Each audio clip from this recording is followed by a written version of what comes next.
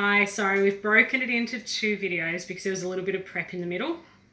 So what we're going to do is we're going to start off with treating for your lice, your ticks, your mites, ringworm, all of that by using a prevention product called Revolution. Okay, there are others on the market. I'm not endorsing Revolution. This is something that we use. So this is our guide. Please feel free, investigate other things. Don't take our word for it. Okay, so with Revolution, I use Revolution Cat. Now you can use kitten. They're all different dose rates. So just to make sure the one I'm using today and the dose rates that I use here for Mischief Manor Rattery is for the cat Revolution. Okay, so you start off weighing your rat. So just going to grab a rat.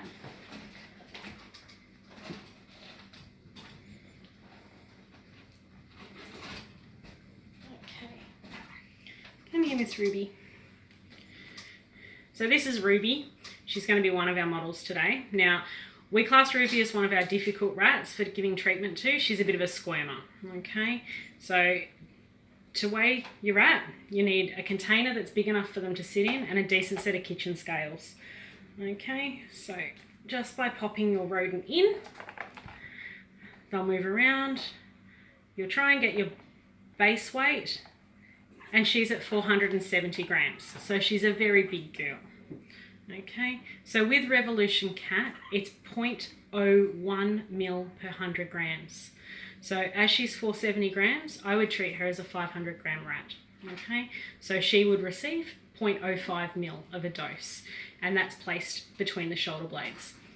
So Revolution comes in these lovely little packs. You pop them out. You can buy 3 packs, 6 packs. We find that a 3-pack for us, because we only treat bi-monthly, lasts us 12 months. So you'll get your little ampoule, pierce it, and I always store ours in a little canister that I keep in a dark place because you won't use the whole one, especially if you've only got 1 or 2 rats. Okay, so I've already taken the doses out of the bottle for our rats. So I'll show you how to pop it on. Come here, Rubes. Okay. So using a 1 mil syringe is probably the easiest way that you're going to find doing this. You can get them from the chemist, the vets, most places will sell them. You can buy them online. So to dose a rat, you have your full dose. As you can see, she's not a happy camper. And then just between the shoulder blades, just inject it onto the surface of the skin and just rub it in with the actual top of your syringe to make sure that it's right down onto the skin. Okay. Now that will do her for 2 months in our household. If we had other pets, I'd definitely be doing it once a month. So I'll do one more rat to show you. So this one is a little bit more quieter. It doesn't have a tendency to run off. Come on, Miss Aria. This is one of our lightweight girls. Okay, so we'll weigh Aria. It's also handy too to weigh your rats and keep them recorded, so you can confirm whether they're losing weight, gaining weight, if anything's going on with them. So pop your rat in the scales again. Just hover your hands over the top of them so they don't come out. And she's 300 grams. Okay. So that means Aria today is going to get 0.03 of a mil. Okay. So our precious little girl, again, I've already drawn our dose. Stop, sweetie. And just pop it on the neck and rub in. That's it. Try not to touch the area that you've just popped it on. They will groom at it, but being behind the neck, it's not an easy spot to groom. Okay, if you bath your rats, make sure you leave it a couple of days before you bath them. It is water resistant, but it's just best practice to leave it that little bit of time. Okay, so our next one, as I said in the end of our last video, we're going to have a look at home remedies. Now this is only going to work on fur mites, okay, and only valid if you've got 1 or 2 rats and it's a minor itchy infestation. Okay, sorry, I'm just clearing my stuff out the way because this is quite messy. Okay, so it's the use of olive oil. Okay, olive oil is a suffocant, so fur mites don't like it. All right, you do need to bath your rat if you're going to go down this path. So if you have a rat that doesn't like being bathed, I wouldn't try it.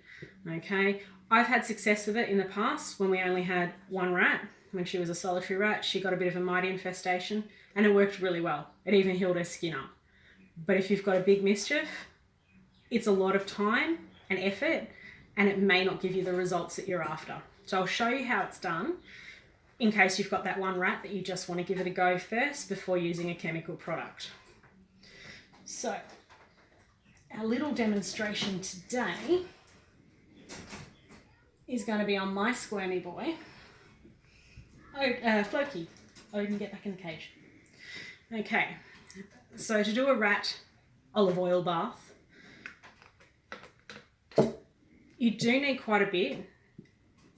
Now they're not going to be able to groom all this off. That's why bathing is required. And you need to bath them about 4 to 5 hours after you've done this. So rub oil all over their back. Sorry, mate.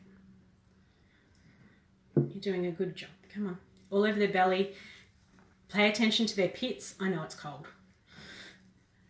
Pits under the jaws, behind the ears, their legs, their feet, and don't forget their tail. It's okay, he's going to get bathed straight after this because he doesn't have mites. Okay, so as you can see, I now have, come back, mister. I now have one very greasy, slimy boy. Okay, so it's not really nice on the rats. They don't particularly like it. When you've put it on, you'll notice their body heat will actually start to increase. Okay, this is the suffocant effect happening. Okay, so you cannot leave the olive oil on your rats for more than 3 to 4 hours, because otherwise it can actually be detrimental to your rat. Okay, so as soon as we finish this video, my little man is going into bath. Yes, you are.